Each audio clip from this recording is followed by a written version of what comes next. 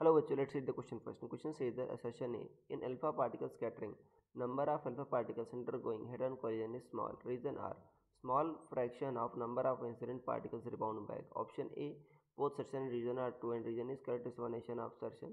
Option B, both assertion and reason are true but reason is not the correct explanation of assertion. C, assertion is true but reason is false. D, assertion is false but reason is true. E, both assertion and reason are false. सो सबसे पहले आपको समझना होगा की concept क्या use हो रहा है. So key concept is assertion reason. Key concept in the assertion reason is जो अल्फा पार्टिकल स्कैटरिंग या अदर फोर्ड एक्सपेरिमेंट भी कह सकते हो आप. Alpha particles scattering.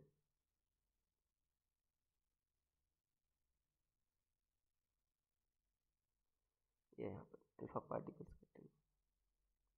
देखो बच्चों, अल्फा जो पार्टिकल होते हैं जब आप उनको गोल्ड फॉइल पर बच्चों उनकी बॉम्बार्डमेंट की जाती है, गोल्ड फॉइल पर इंसिडेंट होते हैं, तो रदरफोर्ड ने देखा कि बहुत small fraction of incident particles बच्चों रिबाउंड होते हैं. मेनली क्या हो जाते हैं, अनडिविएटेड निकल जाते हैं. तो इसका मतलब क्या हुआ कि जो एटम का सारा मास है वो आपका बहुत ही स्मॉल वॉल्यूम में कंसनट्रेटेड है. जब उससे टकराते हैं तभी बच्चों आपका काफ़ी ज़्यादा आपका डिविएशन होता है. अदरवाइज आपका डिविएशन बहुत कम होता है. तो यहाँ पर बच्चों यही कह रहा है कि असर्शन तो बच्चों सही कह रहा है कि alpha particles scattering number of alpha particles undergoing head on collision small. क्यों? क्योंकि बच्चों जो मोस्ट ऑफ द मास है बहुत स्मॉल वॉल्यूम में कंसनट्रेटेड रहता है, तो ज़्यादातर पार्टिकल्स जो हैं अल्फा पार्टिकल्स आपके अनडिविएटेड निकल जाते हैं. तो ये तो सही है बच्चों. रीज़न कह रहा है आपका small fraction of number of incident particles rebound back. हाँ बच्चों, जो टकराते हैं न्यूक्लियस से वही बच्चों क्या होते हैं आपके ज़्यादा रिबाउंड होते हैं, राइट, वही रिबाउंड बैक होते हैं.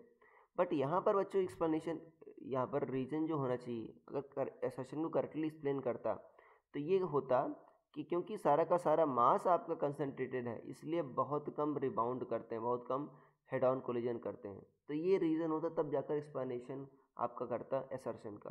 बट यहाँ पर ये कह रहा है बच्चों आपका कि स्मॉल फ्रैक्शन बाउंस बैक हो रहे हैं.